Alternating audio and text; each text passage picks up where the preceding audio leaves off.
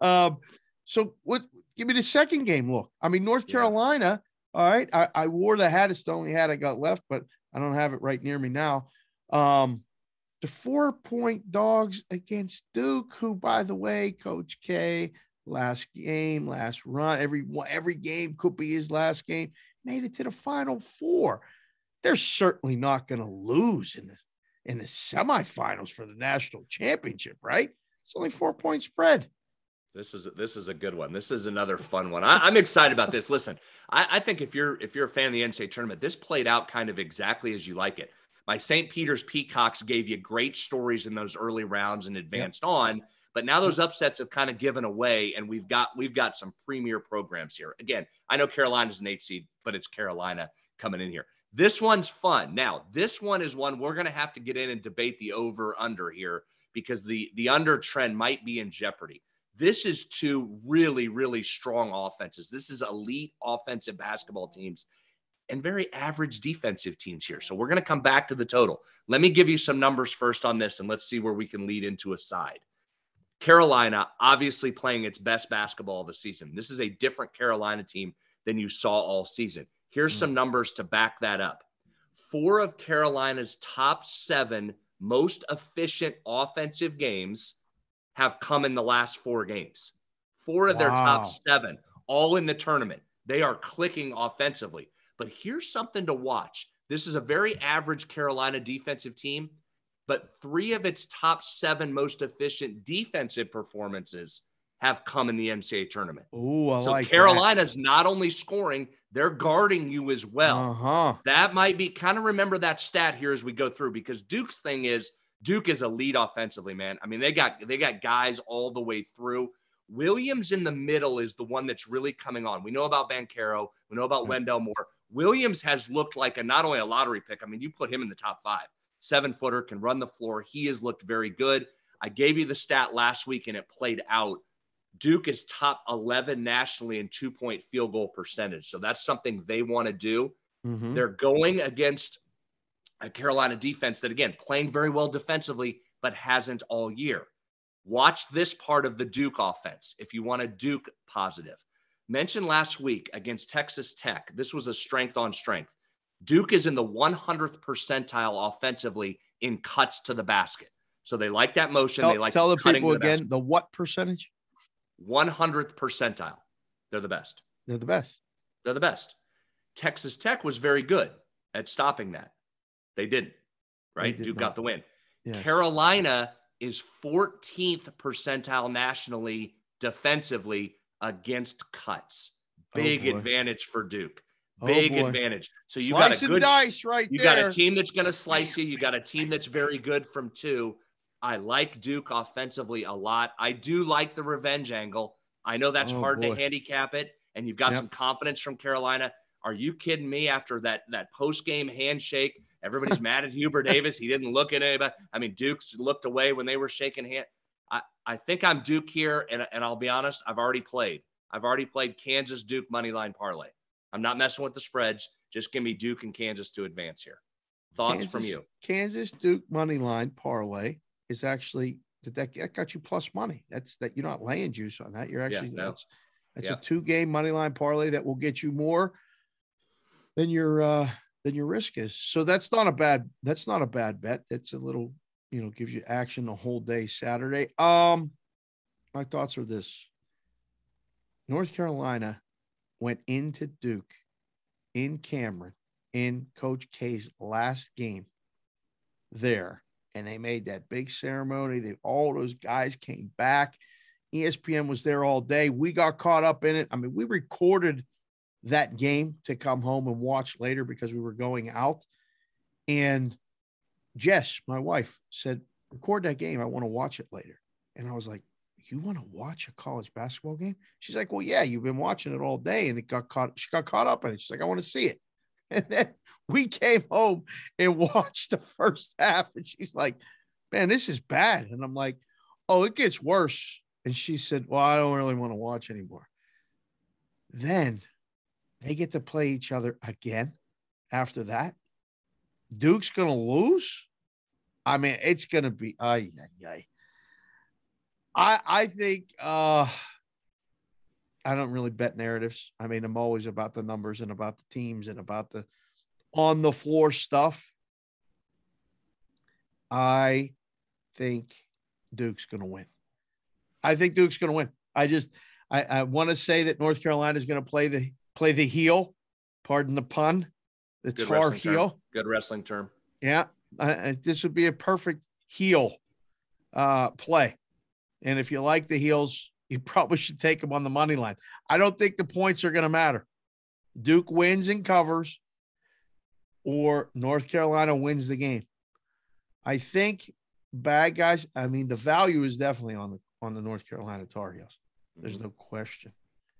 They could win this basketball game. No question. They might. Game's going over. I think if either team wins, I don't think I think the totals, I mean, it's 151. It opened 149.5. I think 151 is a good number, but I think this plays into the 150s like easy. I don't think you got to worry about it. Winning scores, they're in the 70s, both teams. So that's still not enough, but it's depending on. I mean, I don't even think free throws. Nothing matters, right? Like, I know I'm an under guy. Do you see this total playing out a certain way when you look at this game?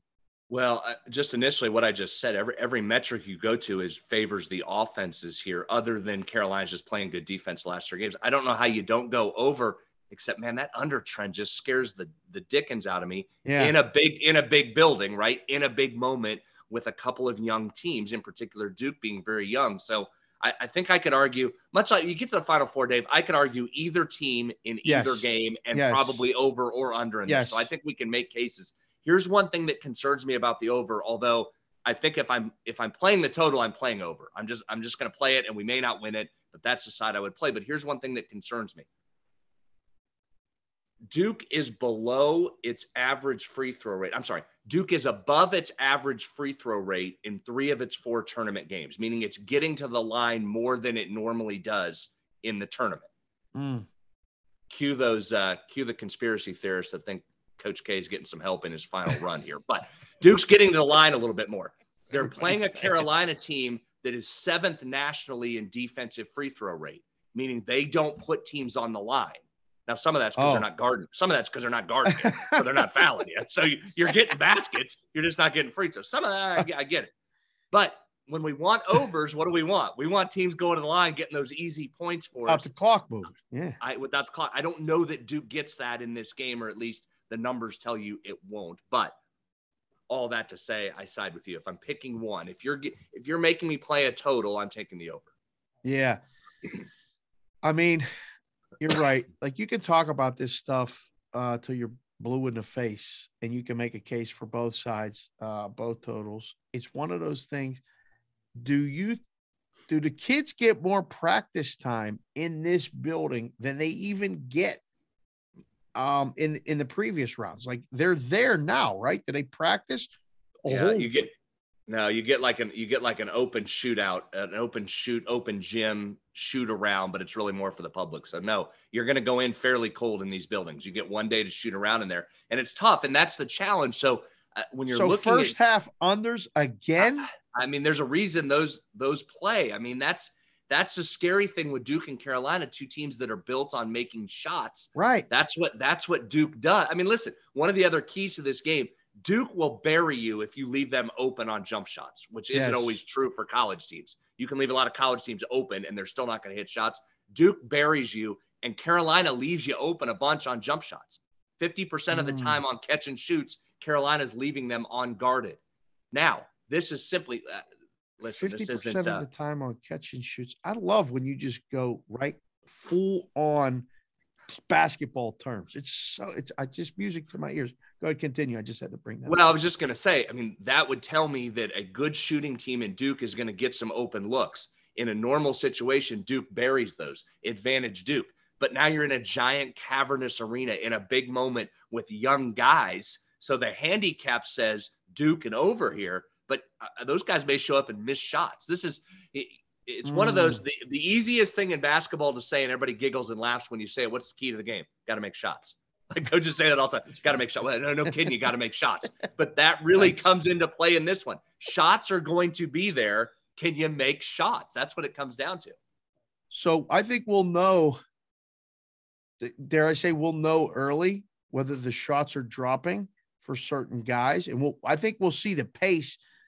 I don't know if you've paid attention to the in-game. It has been so volatile in college. Like the numbers move fast. Like we did the shows for a year, a game within the game. And, these shows on 8 in the Box. We've talked about the in-game, and an in-game show. It would be with the three of us. Would be fantastic. We may talk about doing that. We've been talking. We may actually set it up. Anyhow, total is going to close 151, 152. If they're making shots early, it's going to go up to 158 quick. If they're missing shots, this thing's going to go down to 141 quick. Might be opportunity there to jump in because it might start slow. But if it starts fast, this thing's going to run. And I don't think, last before we move on, North Carolina doesn't have any real major advantage inside, right? Like this 2-point thing.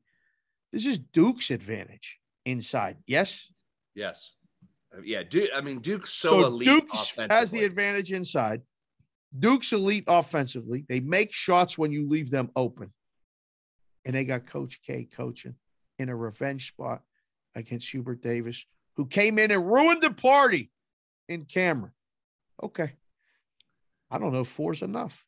I think it's Duke, but listen now here, not to throw you off on your Duke if I've already got you around to Duke, which is where I sit. But my guy Armando, and I'm going to say his name wrong, Bacot. What's he averaging? 15 and 15, like the only guy ever to do that in the tournament. 6'10" center. So he's a dude inside for Carolina. And then Brady Manick, the Oklahoma transfer, is such a key. He's played a lot of basketball, and that's been one of the key transfer portal pickups this year has been Brady Manick. So it's not like Carolina doesn't come at you with dudes as well, and they're playing really well. So I could take either side. You could talk me into it. I just think given everything we just laid out, style of play, revenge angle, all of it, I'm going to ride Duke to win it. I'm staying away from the spread on both sides. Give me a Kansas and Duke to advance on to Monday night. I had North Carolina in that last game at Cameron Indoor. That was one of the best bets I made in a while. And I talked about it all. I said, this is no way. This is way too many points. Maybe have over adjusted a little bit here with this one. This one probably should be maybe 5.5, 5, which tells me, the odds makers think North Carolina's live. There's no question about that. Futures to win the tournament. Books have some exposure on Duke, so they don't want to give away too big of a number on North Carolina. It's an interesting dynamic, a fun watch. I can't wait. Newbie, you saw this team in person. You saw the fans. You saw all of it. Those uniforms are pretty sweet in person too. I bet. Is North Carolina going to win this game at Duke? I don't know if they're going to win it, but I was saying on the Cash Considerations podcast, even this is a team that is just vastly underseeded, and that really helped them out getting them to this point. I think they have plenty of motivation coming into this game. I think what I'm going to do the most negative EV thing you can do. Like B-House says, bet and have fun doing it.